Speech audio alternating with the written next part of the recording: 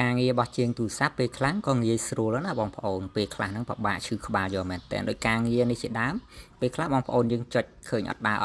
រស្មានតែខូចគ្រឿងក្នុងតាមពិតអត់ទេគឺខូចគ្រឿងក្រៅបងប្អូនណាគឺវាលួយជ័រអញ្ចឹងនៅពេលដែលខ្ញុំតេស្តឃើញថាវាស្ពឹក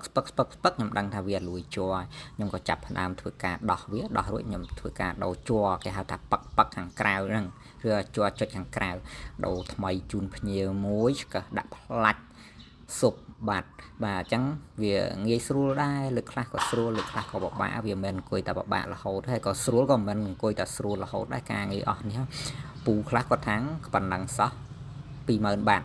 អញធ្វើការព្រោះងាយអត់បានផងបាទហើយការខ្ញុំរៀនក៏មិនណយដែរខ្ញុំរៀនអស់លុយច្រើនដែរខ្ញុំរៀនតរហូតរៀន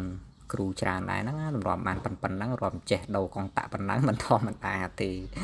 បាននិយាយលេងអរគុណមួយដែលមានទំនុកចិត្តក៏ដូចមានភាពជឿជាក់មកលើហាងប៉ូណារីលក់ទូរស័ព្ទដៃ